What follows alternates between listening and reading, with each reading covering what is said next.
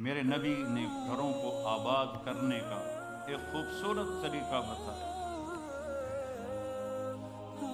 کہ اس زبان پہ قابو کر لو، اس زبان پہ قابو کر لو، خاموش رہنا سیکھ لو۔ غصے کے بیوی کو غصہ چڑھ جائے تو خاوند چپ کر جائے، خاوند کو غصہ چڑھے تو بیوی چپ کر جائے، تو آپ کا گھر خوبصورت رہے گا۔ اگر دونوں ہی آگ لگ گئی اور دونوں ہی بولنا شروع ہو گئے تو آپ بھی گئے، آپ کے بچے بھی گئے۔ اپنی زبان پہ قابو پانا سیکھو۔ ہماری ایک دیوبند تھی ماسی شریفہ، بہت ہوگی بیچاری، کچھ ہی بڑی لڑاکی، چھوٹے قادری آئی تو چنگا شرلی پٹاخہ ہے۔ وہ آئی میری بہن کے پاس، کہتی بی بی میری نوواں میرے نال بڑا لڑدیاں، لڑتی آپ تھی، میری نوواں میرے نال بڑا لڑدیاں، میں نے کوئی تویز دے کہ ساریاں میریاں نوکر بن جائیں۔ اب میری بہن کو تو پتہ تھا کہ ماشاءاللہ آپ سوا سیر ہے، تو میری بہن تویز گنڈے کا ہمارے ملک میں بڑا رواج ہے، تو ایسے الٹی سیدھے لکیریں لگا کے نا رول کر کے چھوٹا سا بنا کے نا کہا کہ ماسی جب تیری لڑائی ہونے لگے تو یہ تعویذ تم نے یہاں رکھ لینا اور چک مار لینا ہے اور اس کو گرنے نہیں دینا، گر گیا تو وہ تیری خیر کوئی نہیں۔ اور اس نے کیا کیا، اس کو چپ کروانے کا طریقہ دیا۔ تو تعویذ کی تو بڑی اہمیت ہوتی ہے۔ تو ایک ہفتے کے بعد آ گئی، بی بی تو بڑا چنگا تعویذ دیتا، ساری لڑائی ختم ہو گئی کیونکہ ماسی شریفہ چپ ہو گئی۔ تو یہ سب ان عورتوں کو بھی تعویذ دیتا ہوں، ماسی شریفہ والا آپ کو بھی دیتا ہوں۔ ماسی شریفہ والا تعویذ لے لو، آپ کی زندگی بڑی خوشحال ہو جائے گی۔ اللہ کی قسم، جھک جانے میں جو عزت ہے وہ سر اٹھانے میں نہیں، چپ رہنے میں جو سکون ہے وہ جواب دینے میں نہیں۔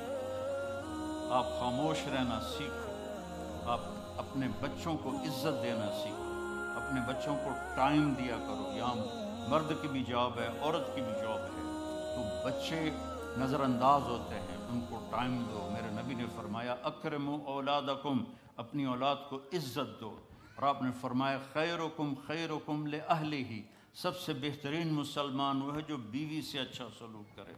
اور ایک عورت نے پوچھا یا رسول اللہ میرے خامند کا میرے اوپر کیا حق ہے؟ آپ نے فرمایا تیرے خامند کے جسم پہ پھوڑے نکل آئیں اور ان میں گندا پانی جمع ہو جائے اور تو زبان سے چاٹ چاٹ کے اس کے زخم صاف کرے تو بھی تو نے خامند کا حق ادا نہیں کیا۔ دونوں کو بیلنس کیا ہے۔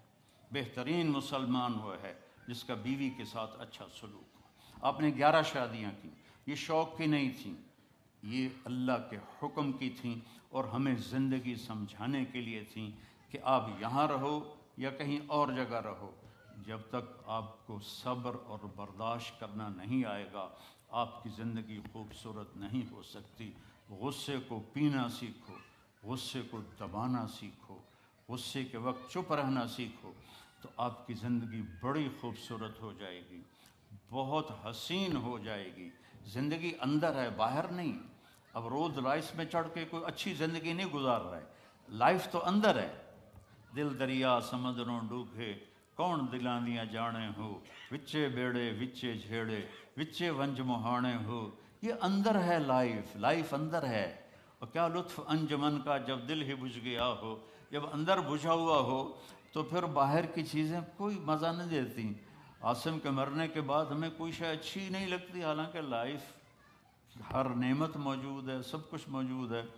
میرے بیٹے کا نام عاصم تھا جو فوت ہوا ابھی، جب 36 سال کی عمر میں، تو کوئی شے اچھی نہیں لگتی کہ اندر ویرانی آ گئی۔ یہ اندر میں خوشحالی ہو، اس کے لیے صرف ایک ہی دوا ہے، وہ ہے محمدی بننا اور محمدی اخلاق کو اختیار کرنا، اللہ کے نبی کے طریقے پر چلتے ہوئے اپنی جان سے لڑائی لڑنا۔ ایک ہمارا دوست تھے، وہ تبلیغ میں گئے تو ان کو داڑھی رکھنے کا شوق ہو گیا، اب بیوی ان کی رکاوٹ بنے کہ داڑھی رکھو گے تو مجھے طلاق دینی ہوگی۔ اب وہ کافی دیر بیچارے سوچتے رہے، ایک دن ان کو ترکیب سوجی، آ کے بیگم سے کہنے لگے میرا جی چاہ رہا ہے کہ میں دوسری شادی کروں۔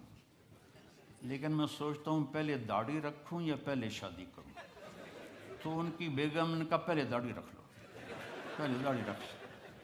تو ایسے اپنی بیگمات کو مناؤ پیار محبت سے.